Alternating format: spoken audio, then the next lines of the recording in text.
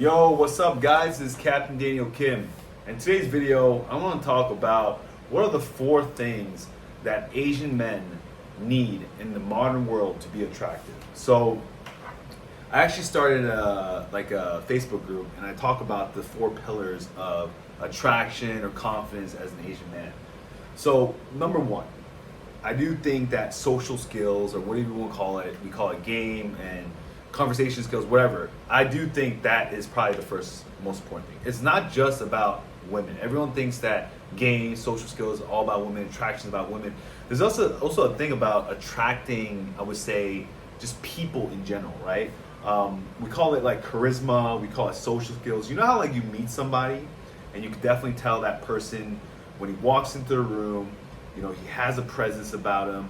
When you talk to him, he actually sees like he cares. It feels like he cares about what you're saying. You know, he listens to you. He knows how to continue the conversation. And, you know, especially when he's with women, though, you can tell he dominates the conversation. He leads the conversation. He knows how to listen. People are actually also interested in getting to know him. I think that's a rare skill that people also don't have. It's like, do people want to get to know you? And I think that is what attraction is, right? People think attraction is like, oh, I change, I talk a lot, I know how to say something. But there's something where like a truly attractive man knows how not to talk and people want to get to know him. And people think it's just like celebrities, he's just attractive, he's good looking, he's rich, he's famous. No, there's some people where you meet him like, something about this dude I want to get to know more of, right? And as an Asian guy, right, I know you guys like, why do you always put race into it? Because as an Asian guy, you have to definitely know social skills. I think one thing that I learned growing up being an Asian kid, my parents did not teach me any Asian skills. They kind of like did not teach me social skills. They said, focus on your own work, do your study, play the violin, play the piano, blah, blah, blah. And long story short, like, they didn't really teach me how to talk with people or even listen to people, right? Like, how do you listen to someone? How do you continue a conversation? How do you go to a party and do small talk, right? So all this thing is encompassing in game. A lot of people think game is so different, like, oh, what's game? It's just about picking up girls, guys who just want to get laid, but that's not true at all. I think every man just needs to how to converse, know how to listen, know how to continue a conversation, and just have a talk, man. Just be cool, right? Just be a person that people want to talk with and can actually be in a room one-on-one. Have you ever met people where like you talk to them and like it's just awkward all the time? Like you can't even have a conversation with them and you're like, what the heck, right?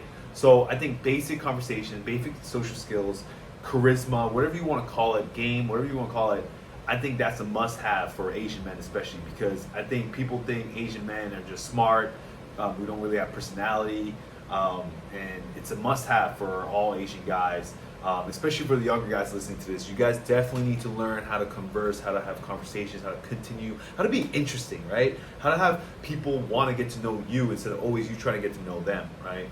Okay. Number 2, you know, physical presence, right? Having a physical body, having a masculine body, having muscles. You know, and people say like nowadays people think muscles is toxic masculinity. Not everyone needs to be jacked. You can be strong without having muscles. But let me tell you guys something. There's something about having abs, having nice arms, having nice shoulders, having a nice back, and lifting up heavy weights. Like, don't get yourself injured, right? But there's something about having a body that other men covet and that women want or see as sexual. There's something about that about your confidence. So, you know, like a lot of self-help gurus talk about this. They're like, oh, go work out, go be in shape. But it's not just about being in shape or being healthy. I know a lot of people like, you don't have to have abs. If you love your body, body shaming, body positivity, like blah, blah, blah. But let me tell you guys, so I struggled with my body my whole life, okay? And I used to tell myself, love my body. You know, you don't have abs, you don't have muscles, you're not jacked, but you're gonna get there one day, but also be happy with where you are. Like, to be honest, that's all BS. You know why?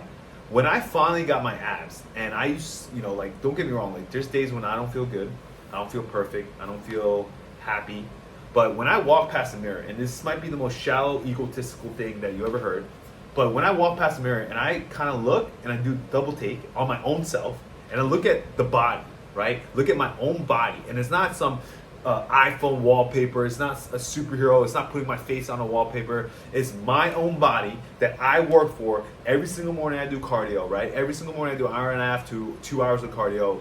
Not 2 hours. I won't exaggerate. Hour to an hour and a half cardio. right? What else?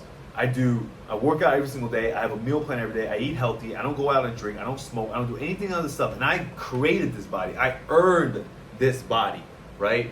When I see that, guys, like, real talk, like, there's something about myself that brings out this, like, masculine energy in me, right? I'm like, yo, I did this. I worked on this. This is me. And I just feel like a man. Like, I just feel like not a boy, a man, that, like, I put in the work. I put in the hard work. Like, no one's watching, right? No one sees the behind the scenes. No one sees me go to the gym. No one sees me eat healthy. No one sees me not smoke or drink at a party. Like, I work for this. And something about this makes me confident in other areas of my life that I want. Like, especially dating, right? Most of you guys are probably watching this to get women, or money, or anything. It's just like, even if it's hard, I'm like, yo, like, you do this every day. And one thing about hardship that I learned is that when you do physical fitness, eventually you have to make the hard things easy. What do I mean by that? So, did I like cardio? Hell no. Did I like eating healthy all the time? Hell no. Did I like working out all the time? No. But somehow I got addicted to this stuff. Like, I got addicted to doing cardio. I found ways to make me enjoy cardio. I just love the fact of eating my food. I get meal plans every day. And I remember the breakfast comes in.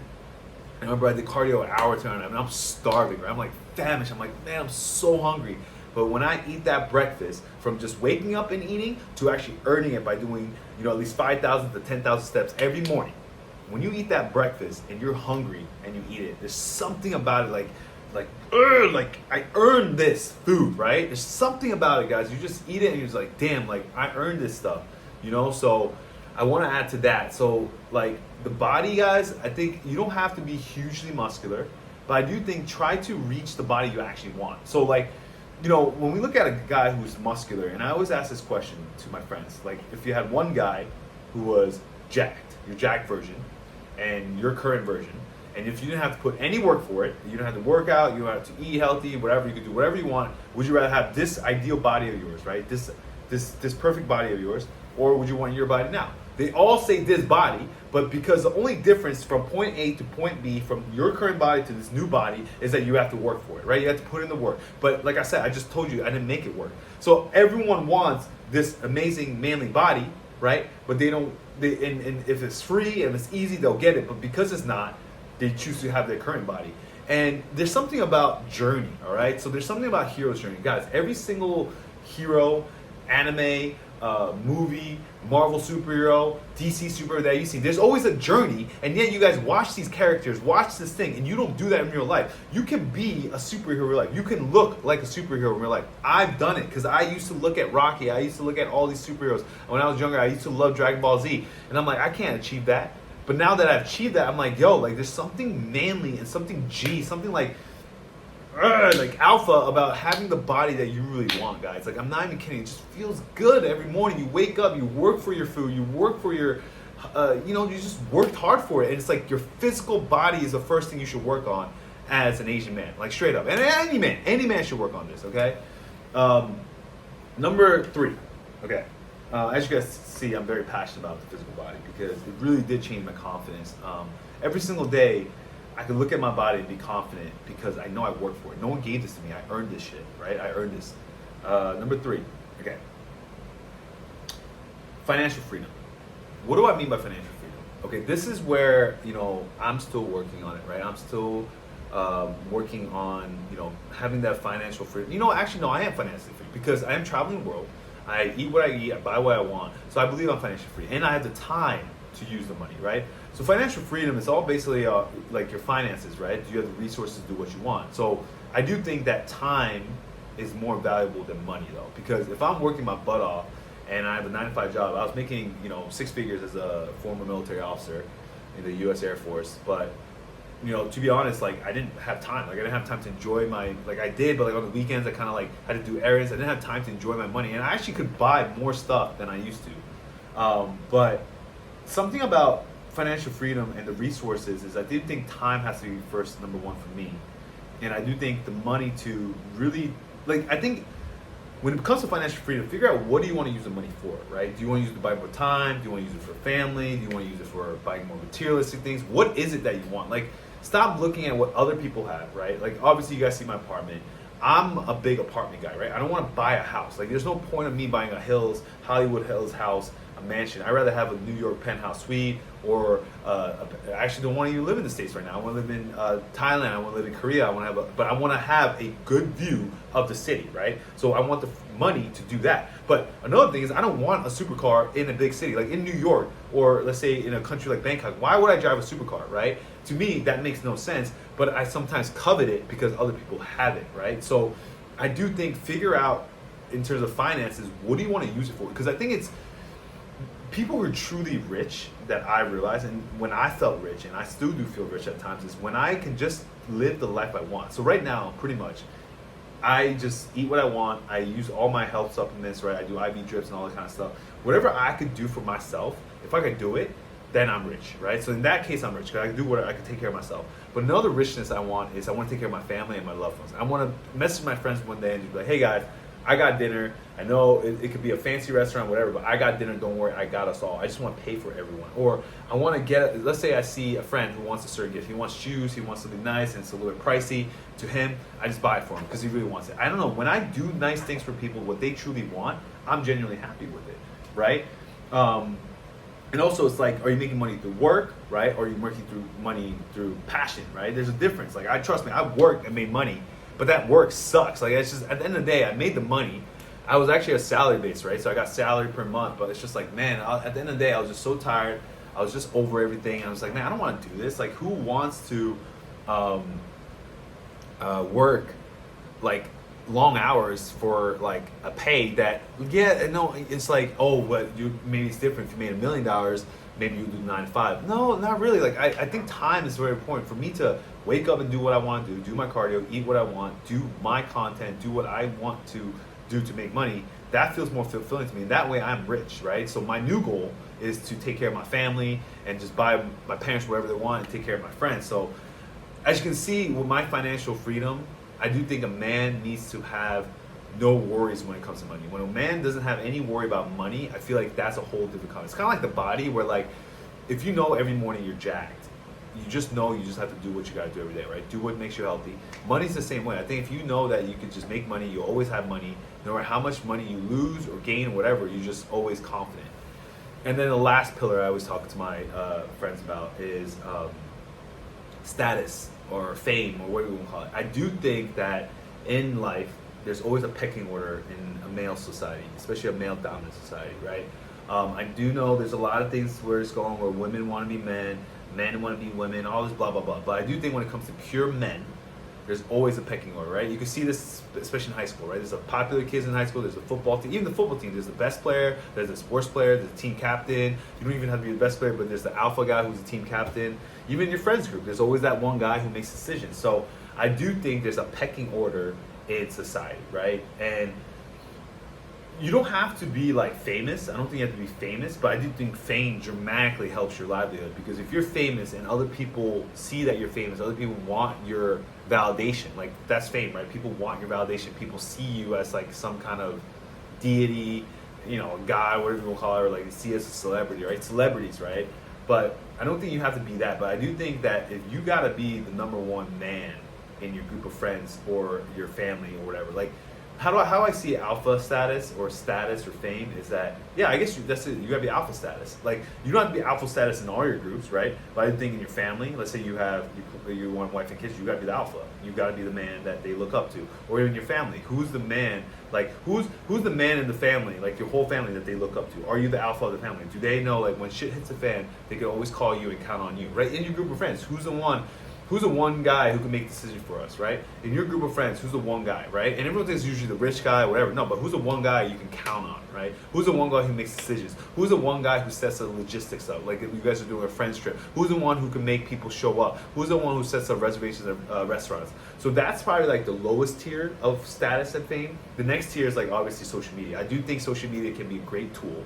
A lot of people don't want to use social media, especially, you know, Asian men. They're like, oh, I'm too old for this, I don't want to do it. But social media is a tool to at least show that you're kind of some kind of person in society, right? And so social media has been a negative and a positive, where I do think that people who don't use social media, they're just wasting a resource, right? You could literally show, like, let's say, you show that you have like a couple thousand followers, let's say you have 10K to 20K, and you show this crazy lifestyle or this awesome lifestyle, or just show even yourself, right? It's like a business card, right?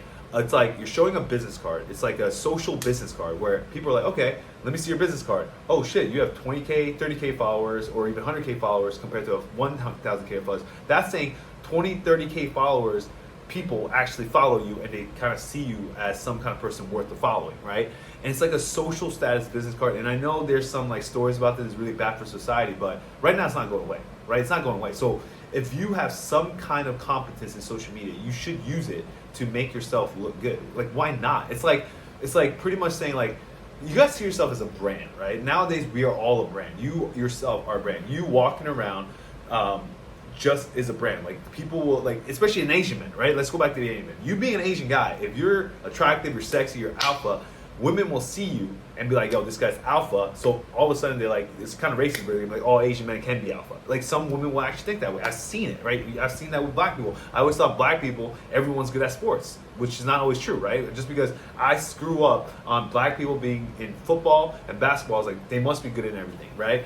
I hope I didn't offend anyone. I'm just telling you, like, my beliefs when I was younger. But, like, it's like, that's why they say, Asian men are breaking barriers now, right? You see, like, why I'm trying to become very masculine. Some people will say, you're toxic, Danny. You're always focused on preaching muscles, getting girls, getting money, getting fat. Here's the thing. I'm not preaching that everyone has to do that. I want to do that. Why? Because I want to show that Asian men can do it. I want to be one of the few that does it, to show that we are just, like, this is not the best way to live. I'm not saying this is the best way to live life. I'm just saying I want to show that Asian men are masculine as heck, right? We are alpha. Like, you could call this toxic, whatever, but why can't Asian men be the 1% viewed as a 1%? Because here's the thing. I faced this racism. I went to a country in Eastern Europe where there's a big, they're kind of very traditional. There's a big gap between male and female roles and all that stuff. And there's like anarchy, to be honest, and like the cops don't do anything, whatever. I don't want to name the country, but I remember me and my two friends were the only Asian guys, and literally every time we went to a bar or club and talked to girls, every single guy would try to stop us. And my friend was a little bit shorter than me and didn't have much muscles. They would pick on him, and I would come in and try to help him, right? So I do know, as an Asian man, you have to be more alpha in all four categories. You probably have to make more money than the next white guy or black guy or Latino guy. You probably have to be more jacked than the next black guy, white guy. Because think about black guys, right? Usually black guys, we think genetically they're blessed. Or see a white guy, oh, he's naturally tall. But no one thinks Asian guys are that. There's not that many fitness influencers who are Asian either, and they're starting to get bigger. But like, that's what I'm saying. Like, we are not perceived as that.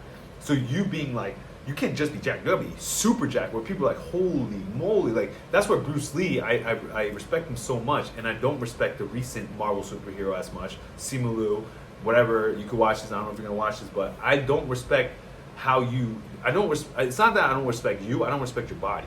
I feel like you had a chance to literally portray yourself as this Asian superhero, and I wanted you to be so. You know what? And the thing is, like, bro, like, look at Thor. Look at Chris. You look at Captain America. You could even ask some CGI. You didn't have to take steroids like they did. I'm not saying they did, but some people say they do. But you could have just been so jacked, right? So jacked that people were just like, holy, he's the most jacked superhero I've seen in Marvel. Like, that's how people saw Bruce Lee when he did The Last Spread. They all still until this day in Muscle Fitness. I remember I saw in magazine, they put Bruce Lee and his abs on the poster. Like, that's how jacked Bruce Lee was, right? And you could call me toxic. You can be like, Danny, all I care about is muscles, whatever. But here's the thing: Asian men, we need to step up more. We have to be more dominant. We do have to be more assertive. We have to be more alpha. We have to be more manly. I truly believe that, because we are not perceived as that. In today's world, we are learned as K-pop boys. We make makeup. We're shorter. We're just nerds. Whatever. Like, for me, that's my road. This is the road I take, and it's up to you guys to take whatever road you want. But I'm tired of being called a nerd. I'm tired of being like, you're sexy for an Asian guy. You have muscles for an Asian guy. I just want people to see me right away and be like, yo, that's a jacked dude, or that's a handsome dude, or that's a tall dude, whatever. Not Asian. But right now, they're never going to say that. They're just going to be like, that's the Asian dude. That's a jacked Asian dude. But then, if you're going to say I'm a jacked Asian dude, I'm going to be like, wow, he's the most jacked dude. So imagine how much jacked I would. Like, let's say I'm so ripped. Let's say I'm so attractive, like so charismatic. Now, all of a sudden, because I'm like better, like not better, but like I'm so at the top of my game that they're not going to just say I'm just jacked. for an Asian guy. I'm just rich for an Asian guy, or blah blah blah. All these 4 pillars. They're gonna be like, yo, that's just a very awesome guy. Like that guy, his body is the best body I've ever seen. Where even like Caucasians or black guys or Latinos look at my body and they want my body. Now you're creating a fucking excuse my French. You're creating a movement. You're creating a movement, guys. That's when people start like, oh man, he's not an Asian guy. He's just a guy I want to be like. Once people start looking at you like that, then it's game over. Then you completely change the perception of race or anything or any skin color. You're just a man and people just want to be like you and be a role model. That's a true role model where no race is played. And you know, like, yeah, you know, I think Bruce Lee, that's who he transcended that. People, like they say black kids want to be like Bruce Lee. Like people actually saw Bruce Lee and wanted to be like him. They didn't care he was Asian. They didn't care about that. They didn't say he didn't look like me. They just wanted to be like him. They wanted to do kung fu. They wanted to have abs. But nowadays, bro, like name one person who's wearing a Shang-Chi outfit. Name one Halloween, an Asian kid wear a Shang-Chi. No, he's wearing Captain America and he's wearing Thor and Iron Man. Like, I'm sorry, but it's true. It's true. Like, maybe I'm just perception confirmation bias, but I have never seen a kid who said, I want to be Shang-Chi. Even I'm in Asia and no one wants to be Shang-Chi. They're talking about Iron Man. Iron Man's coming to Thailand, you know? So like, we have a bigger purpose as Asian men, and you could either take it or not. That's your challenge. So if you accept this challenge, by the way, go join my Facebook group. It's in the description below. Go join it. It already has enough members who've taken on this challenge to become a better version of them. So I really want, I want to ask you guys, if you really want to be the best version of yourself and take the challenge to become better than before and take on this challenge as an Asian man and be the hero of your life, but hero for all Asian men, but all men in general, take on the challenge, join the Facebook group down below, and let's get to it. And I would love to see you guys on that, so I could, I do weekly seminars every week, so we'd love for you guys to see that. So it's been a pleasure, guys. Captain Daniel out.